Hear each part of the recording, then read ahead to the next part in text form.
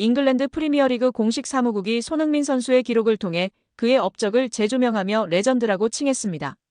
손흥민 선수는 2일 서울 여의도의 TWO에서 열린 공식 기자회견에서 토트넘과의 이별을 선언했습니다.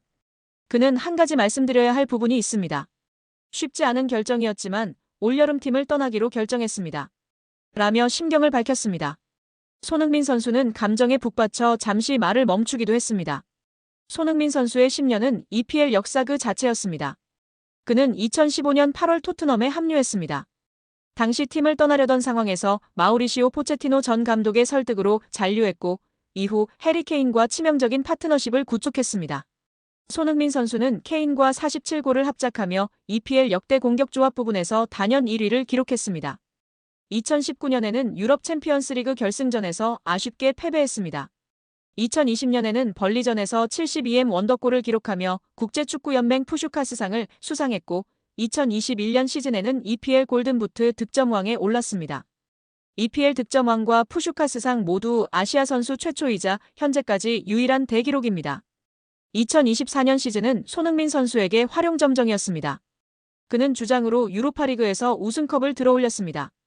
2007년 시즌 리그컵 정상 이후 17년 만에 우승이었고 유럽 대항전에서는 1984 시즌 이후 41년 만에 우승이었습니다. 손흥민 선수는 토트넘에서 모든 대회에 454경기에 출전해 173골 101도움을 기록했습니다. EPL은 손흥민 선수가 토트넘 선수로 남지 않는다는 사실은 팬들에게는 받아들이기 힘든 일입니다. 그는 유로파리그 우승뿐만 아니라 10년간 꾸준히 활약하며 프리미어리그에서만 127골 71도움을 기록한 눈부신 활약을 펼친 덕분에 자신의 유산을 확고히 하며 팀을 떠납니다. 라고 설명했습니다. 손흥민 선수의 127골은 EPL 역대 16위, 71도움은 17위에 해당합니다. 198개의 공격 포인트는 13위입니다. 통산 골과 어시스트 부문 상위 20위 안에 든 선수는 손흥민 선수를 포함해 7명에 불과합니다. EPL은 손흥민 선수가 7명의 선수 중 1명이라는 사실은 많은 것을 시사합니다. 웨인 루니, 티에리 앙리, 프랭크 램파드, 앤드류 콜, 테디 쉐링엄, 모하메드 살라와 같은 논란의 여지가 없는 레전드들이 함께하고 있습니다. 통계적 증거만으로도 우리는 위대함을 목격했음을 알 수 있습니다. 라고 강조했습니다. 손흥민 선수는 명실상부한 유럽 축구 빅리그에서 가장 성공한 아시아 선수로 영원히 기억될 것입니다. 특히 그는 쟁쟁한 정상급 강호들을 꾸준히 괴롭히며 인상적인 활약을 펼쳤습니다. 손흥민 시대에서 가장 빼어난 퍼포먼스를 보인 맨체스터 시티조차 코리안 월드 클래스 손흥민 선수는 쉬운 상대가 아니었습니다. 손흥민 선수는 맨체스터 시티와 21경기를 치르면서 10승 2무 9패로 근소하게 앞섰습니다. 이 과정에서 8골과 5도움을 기록했으며 그 중에는 2018년 시즌 UEFA 챔피언스 리그 8강전도 포함되어 있습니다. 손흥민 선수는 이 경기에서만 3골을 몰아치며 토트넘의 준결승 진출에 크게 기여했고 토트넘은 내친 김에 클럽 역사상 최초로 대회 결승전에 진출하는 쾌거를 누렸습니다. 만약 상대가 같은 잉글랜드 프리미어리그 EPL 소속인 리버풀이 아니었다면 다른 결과가 나올 수도 있었을 것입니다. 당시 펩 과르디올라 감독은 우리 팀은 토트넘이 아닌 손흥민 선수에게 졌다는 뉘앙스의 표현으로 눈길을 끌기도 했습니다. 손흥민 선수는 북런던 라이벌 아스널전에서도 강한 면모를 보였습니다. 통산 22경기에서 6승 6무 10패로 열세이긴 했으나 9골과 4도움을 기록했습니다. 아르센 벵거 전 감독에서 미켈 아르테타 감독까지 이어진 동안 손흥민 선수는 꾸준히 공격 포인트를 올렸습니다. 특히 EPL에서의 마지막 시즌이 된 2024년 시즌에도 아스널 원정 경기에서 골을 기록했습니다. 영국 매체들도 손흥민 선수의 강호 킬러 본능을 주목합니다. 런던에 연고를 둔 클럽 소식을 주로 다루는 온라인 매체 풋볼 런던은 아스널은 손흥민 선수의 이적 결정을 반가워할 것이다. 아스널은 손흥민 선수가 뛰었던 토트넘에 우위를 가졌으나 결정적 순간 어려움을 안긴 이는 손흥민 선수였다고 분석했습니다. 또 다른 영국 매체 런던 이브닝 뉴스는 손흥민 선수가 토트넘을 떠나면서 펩 과르디올라 감독은 안도의 한숨을 내쉴 것이라고 전했습니다. 그만큼 손흥민 선수는 EPL 강팀들에게 눈엣 가시와 같은 존재였습니다. 실제로 손흥민 선수는 맨체스터 유나이티드를 상대로 8승 2무 11패를 기록하면서 5골과 2도움을 올렸고 첼시에게도 3골을 몰아치며 명성을 지켰습니다. 마우리시오 포체티노부터 조세 무리뉴, 안토니오 콘테 감독 등 세계적인 지도자들에게 항상 사랑받고 주전 자리를 지킬 수 있었던 배경입니다. 손흥민 선수가 토트넘을 떠나 로스앤젤레스 FC LAFC에서 새로운 도전을 시작하며 토트넘 팬들에게 마지막 인사를 전했습니다. 손흥민 선수는 7일 한국 시간 인스타그램에 장문의 글을 게시하여 토트넘에 대한 작별 인사를 전했습니다. 그는 이 상황에 맞는 단어를 어떻게 찾아야 할지 모르겠습니다. 며칠째 고민했지만 불가능해 보입니다. 하지만 이제 시작입니다. 토트넘에 작별 인사를 할 때가 되었습니다. 지난 10년간 제 집과 같았던 곳입니다. 2015년에 처음 왔을 때는 영어도 서툴렀고 런던에 대해 아무것도 몰랐습니다. 하지만 여러분은 저를 따뜻하게 맞아주시고 믿어주셨으며 어려움 속에서도 지지해주셨습니다. 라며 운을 뗐습니다. 이어 10년이 지난 지금 북런던은 제 마음속에 영원히 자리하고 있습니다. 이곳에서 평생 친구를 사귀었고 대부가 되는 영광을 누렸으며 이 특별한 구단의 주장을 맡는 특권도 누렸습니다. 제 온 마음과 영혼을 이 클럽에 쏟아부었기에 이번 결정은 제 인생에서 가장 어려운 결정이었습니다. 만약 떠나야 한다면 우리가 목표를 달성했을 때 최고의 조건으로 떠나야 한다고 생각했습니다. 라고 밝혔습니다. 지난 10년을 정리한 손흥민 선수는 데뷔 전은 정말 특별했습니다.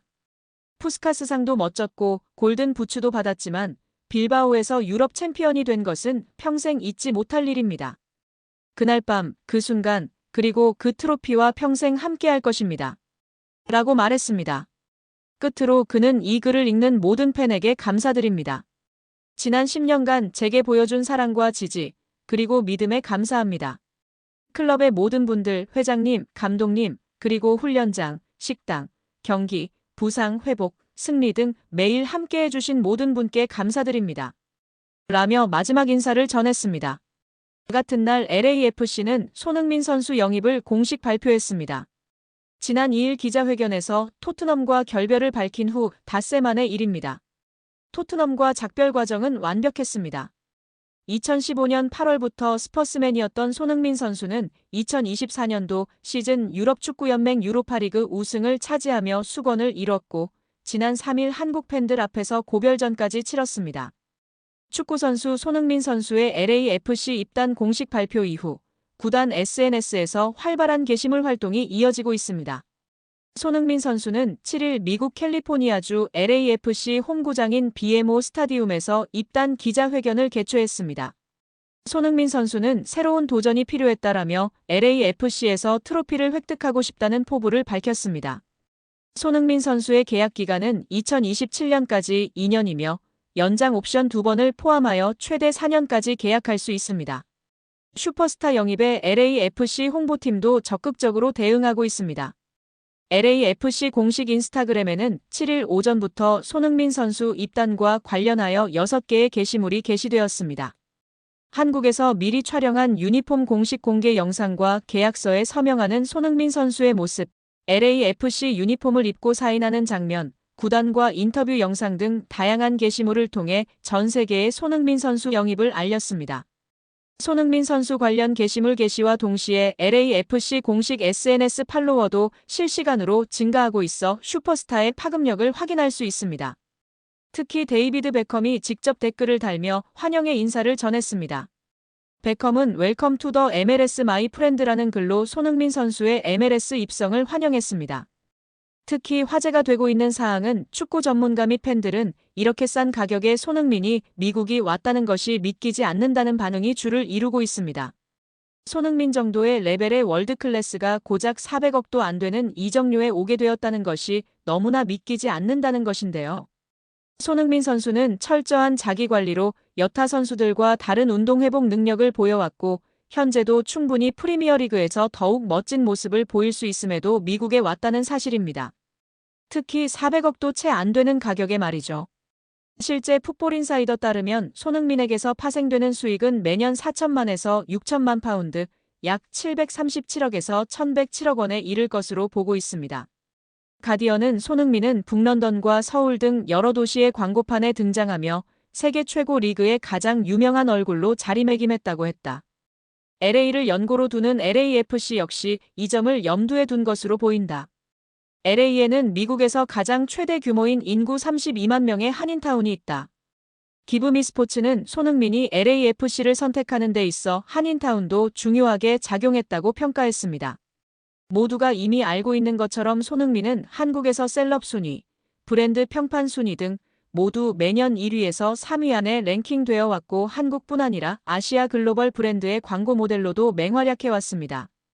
한국에서의 모델 개수만 30개가 넘는 것으로 알려져 있습니다.